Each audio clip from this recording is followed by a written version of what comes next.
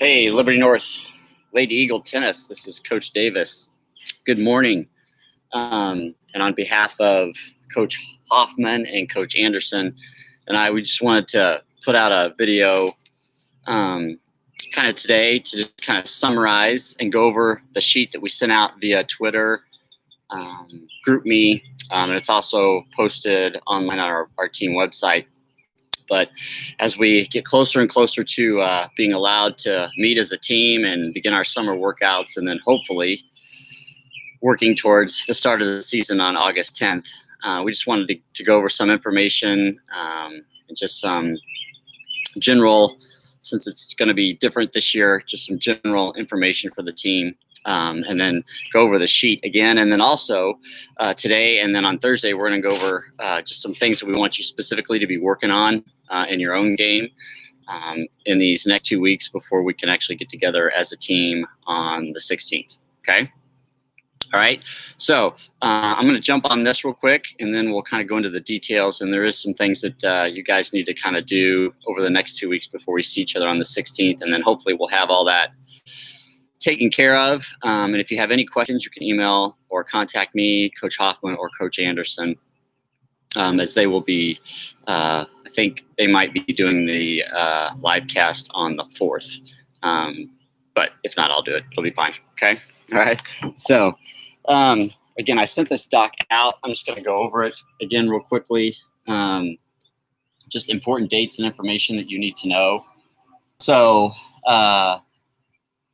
okay, so right now, and again, this is all fluid depending on COVID-19 and any restrictions that the CDC or the health department lay down, but it looks like this is going to be pretty good, and this is going to be when we're going to be able to start as a team. So right now, actually, we can start as a team, but our conference has laid down a requirement since we have different schools in different cities that have different requirements for COVID. The 15th will be the first date that everybody in the suburban Kansas City conference can actually begin workouts. And that's just so they can keep it the same, consistent for all teams, and no team has an unfair advantage. So right now, I think with CDC, the requirement is 25. So we could actually have team workouts and just keep the numbers below 25 with specific social distancing requirements. But our conference doesn't want us to do that until the 15th, which is why we're waiting there. And then the number from the CDC, I think, is 50. So we have to make sure that we stay under 50, which is why we'll need to especially on that first day, we'll need to kind of know who's coming so we can see the number because we could have more than 50. I'm not anticipating that we will, but we might. Last summer, there was a couple of times that we actually got close to 50. We were in the upper 40s. So if that happens, then we'll have to kind of split the practice into two. Okay. All right. So, so our summer team workouts, all right, are going to start Tuesday and Thursday, 16th and 18th. Okay. All right. So that's going to be in a couple of weeks. They'll always be at 9 to 10:30 a.m. All right. They're always going to be at LNHS, and we'll continue that pattern in June and July. Okay. Now, again, the expectation is that you just join the team whenever you can. We know we have vacations. We know we have some of you are training at other locations. But again, the purpose is to kind of develop specific skills and things that we want to see in our players and plays, strategies. Then also that, again, you just kind of build relationships with the team. Okay. So every Tuesday and Thursday throughout the summer, 9 to 10:30 a.m., we will be up at our courts up at LNHS. Okay. Join us when you can. All right, and that will start on the 16th and the 18th, okay? And then we will go all the way through. We will take a week off, July 4th that week. We'll take that week off. And then it looks like right now we are mandated to take the week before we actually start the season on August 10th off, okay? So we'll basically go all the way through the end of July, okay?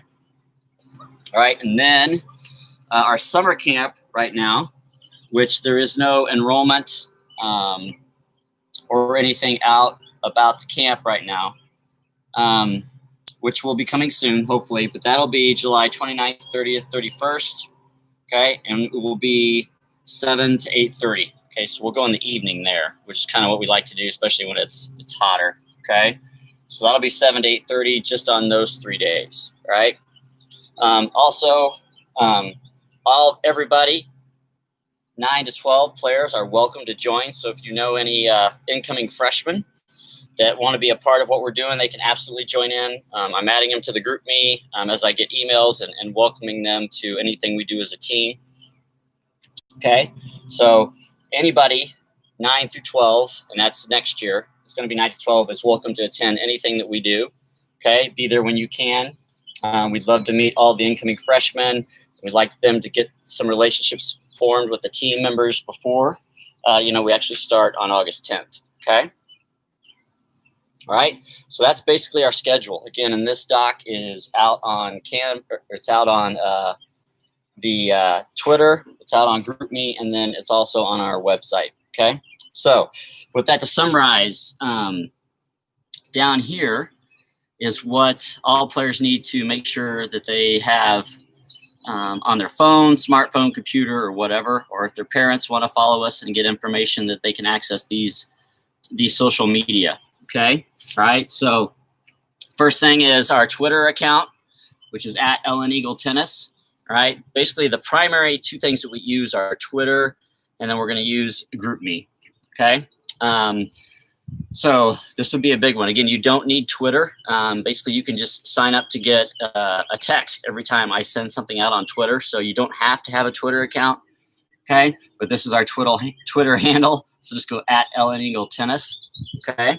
And then I think if you text, there's directions on our website, but I think if you text follow to 40404, and then you put follow space and then at LN Eagle Tennis, then I think you'll get the text messages. Okay. Here's our website, lneaglepride.com. Okay. And actually that's updated as of last week. So it has all the summer dates and information on camp, workouts. Also has our starting date of August 10th, 3:30 to 6, I believe, is when we'll start on August 10th. Okay. All right, then we have a team GroupMe account, which is called Tennis 20. And so what we're doing now is we're starting to clean that up.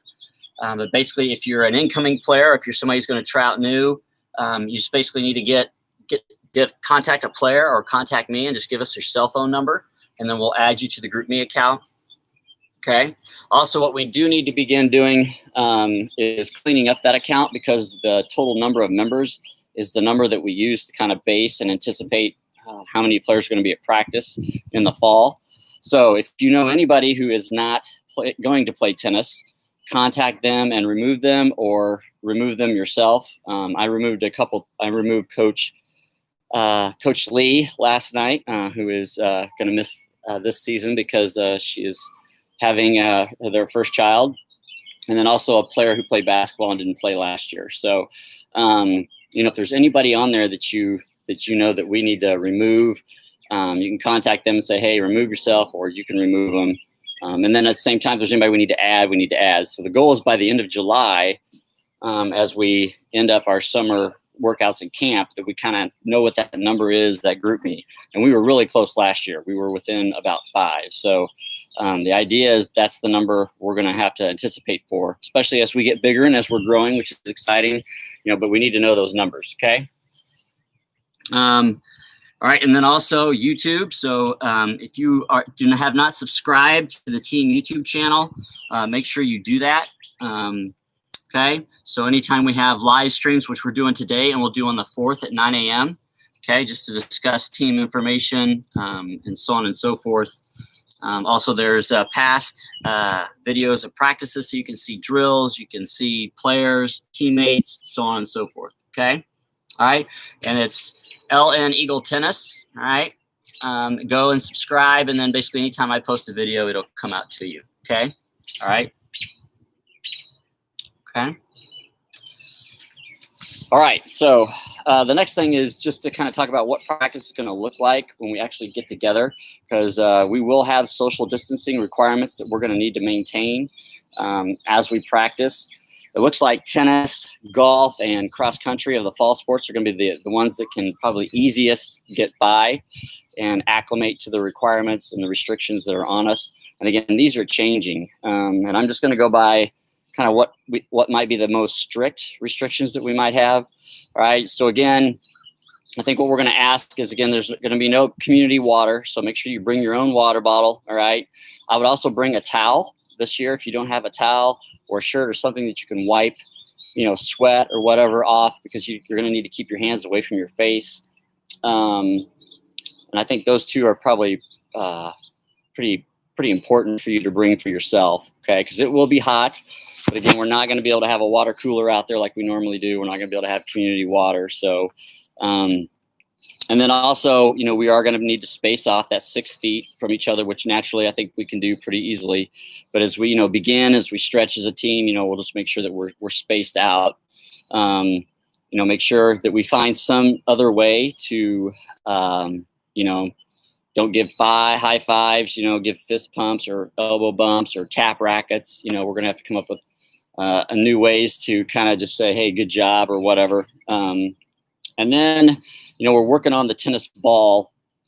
I think right now, at the beginning of this, they were talking about that you couldn't touch the tennis ball, which really is not that difficult. We do that at practices. If I'm just feeding, you guys don't need to really touch the tennis ball. And when we're picking them up, you can just use the hoppers or, pinch the ball between your with your racket and your foot, pop it up and put it in there. So, I'm anticipating that that's probably not going to be something that we're going to have to do, but they have mentioned that. So if that's the case, then, we'll be able to work around that. But if we are allowed to touch the ball, just remember to keep your hands away from your face. So, I think we're going to have, hopefully the district is supposed to have by then, we're going to have hand sanitizer probably in 3 different stations outside the courts so that you can just kind of sanitize your hands, when we take our water breaks and so on and so forth. And again, we'll continually talk and discuss these things, but you can discuss them with your parents. We know that, there's going to be a lot of teammates that are at different levels of this, and we need to respect that. Some people are still very concerned about the coronavirus. I know some of you are over it, talking to you. But just know that we have, all players on all different ends of that spectrum, and we need to be respectful. We need to be kind, and do that. And we also want to make sure that, that we can prevent everything. We can follow the restrictions of practice so that they don't stop practice or whatever.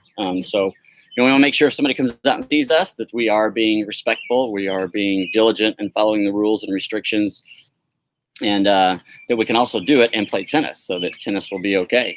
And then we can keep going in the fall and it won't be an issue. So just some things to keep in mind. I really wanted to go over those with you today to kind of just make you aware of those, but also for you to keep that in your mind. As I've been driving up to school every once in a while to do stuff, to work in my room and so on and so forth, I'll stop by the tennis courts, and it's just naturally that people are distanced. Okay, but yeah, just some things to think about there. Okay, so again, bring water, bring your towel so you can keep your hands away from your face. We'll have hand sanitizer out there that we can have everybody sanitize their hands between breaks if you want. We will not have scorecards again, probably in the season in the fall.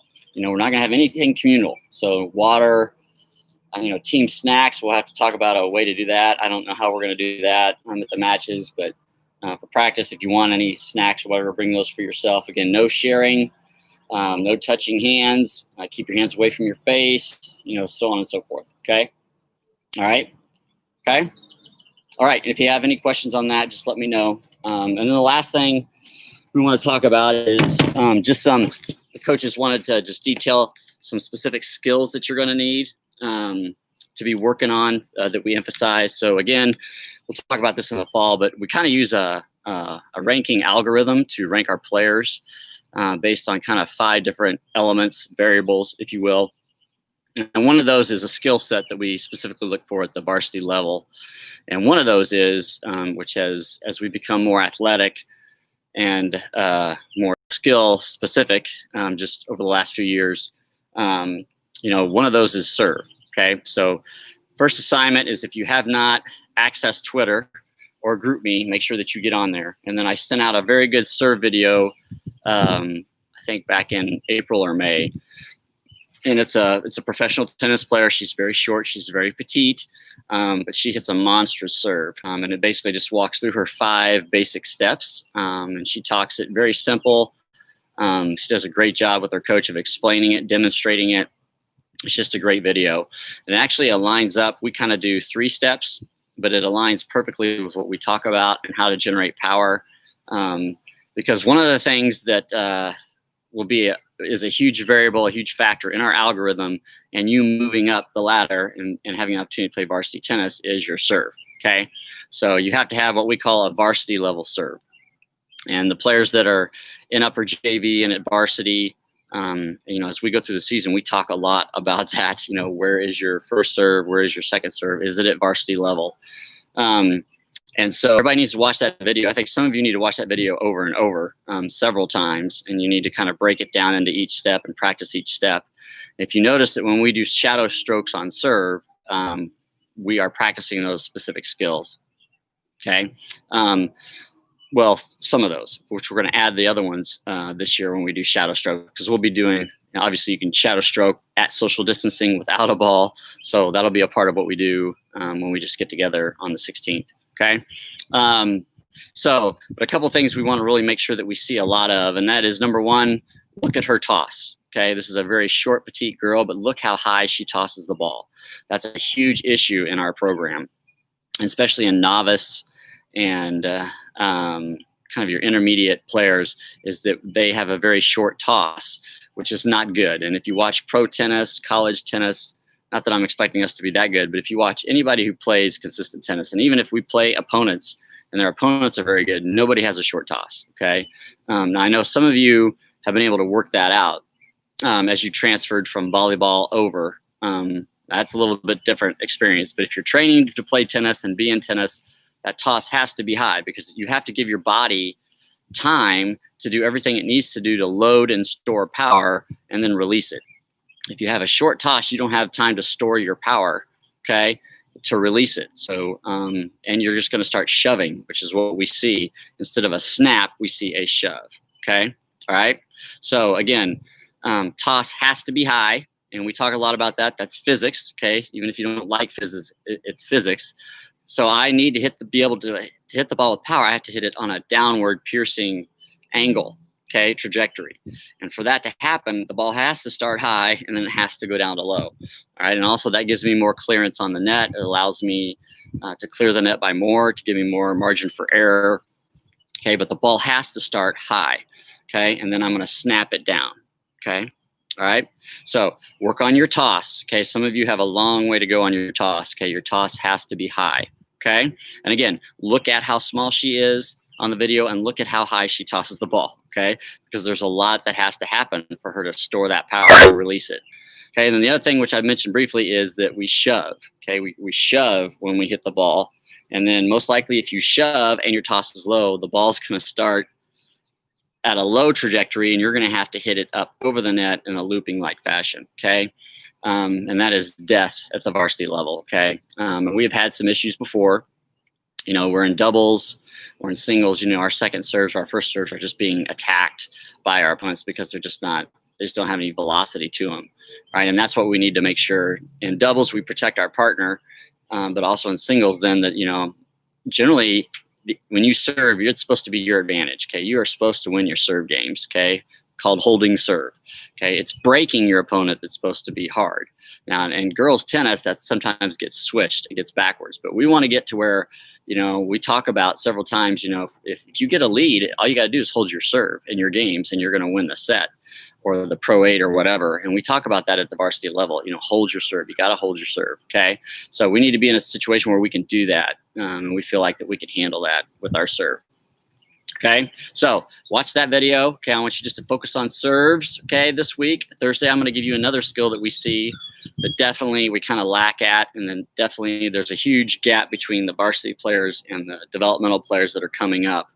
All right, and we really want to work with you on those and make sure you focus on that. So I sent 2 videos, which are 2 skills, serve and then net play, that really, you have to do at the varsity level. You have to be able to play the net. You have to be comfortable at the net.